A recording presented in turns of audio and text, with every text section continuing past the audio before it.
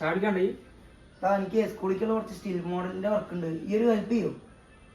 Parcel മേടിച്ചിട്ടുണ്ട്. ഇതിന്നേക്കാ okay.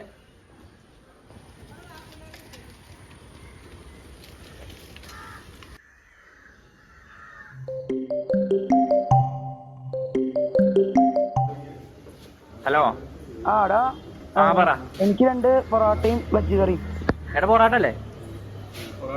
ആ അയക്കെന്താ വേണ്ട? വെജ് കറിയോ? വെജ് കറി ഇല്ലേ? വെജ് കറി ഇല്ലടാ. അതെയോ? എന്നൊരു കാര്യം 2 പൊറോട്ടയും മസാല ബോണ്ട ഉണ്ടോ അവിടെ? മസാല ബോണ്ടല്ലേ? ആ എന്നാ 2 മസാല ബോണ്ട എടുക്കും. 2 മസാല ബോണ്ടയും 2 പൊറോട്ട. ആ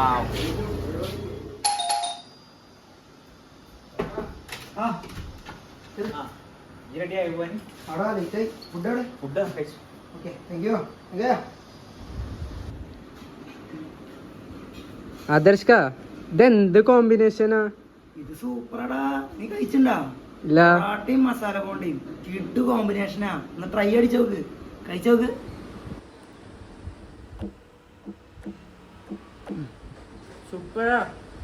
സൂപ്പറല്ലേ? അതാണ് ഞാൻ പറഞ്ഞേ.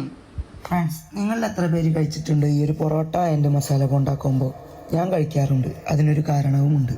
കോഴിക്കോട് ഒരു നോൺ വെജ് ഫുഡ് ഹബ് ആയതുകൊണ്ടും ഞാനൊരു വെജിറ്റേറിയൻ ഫുഡ് ആയതുകൊണ്ടും വെജിറ്റേറിയൻ ഫുഡ് കഴിക്കുക എന്നത് എന്നെ സംബന്ധിച്ച് ചെറിയൊരു ടാസ്ക്കുള്ള പരിപാടിയാണ്.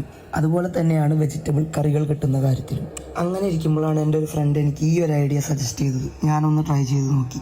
സംഭവം വേറെ ലെവല് തന്നെയായിരുന്നു. ഭാജിക്കറിയേക്കാളും മസാല ബോണ്ടയിൽ ആ ഒരു മസാലയുടെ ടേസ്റ്റ് തിക്കായി നിൽക്കുന്നതുകൊണ്ട് തന്നെ ഭാജിക്കറിയേക്കാളും എന്തുകൊണ്ടും ബെസ്റ്റായി നമുക്ക് ഈ ഒരു മസാല ബോണ്ട ആൻഡ് പൊറോട്ട കോംബോ തീർച്ചയായും ട്രൈ ചെയ്യാൻ പറ്റുന്ന ഒരു ഐറ്റം തന്നെയാണ്. ടേസ്റ്റിൻ്റെ കാര്യത്തിൽ നോ കോംപ്രമൈസ്. അതുപോലെ തന്നെ ചെറിയ ഗ്രേവി വേണമെന്നുള്ളവർക്ക് ഈ ഒരു മസാല ബോണ്ട പൊട്ടിച്ചതിലേക്ക് കുറച്ച് ചൂടുവെള്ളം ഒഴിച്ച് മിക്സ് ചെയ്താൽ ഗ്രേവിയും കിട്ടും.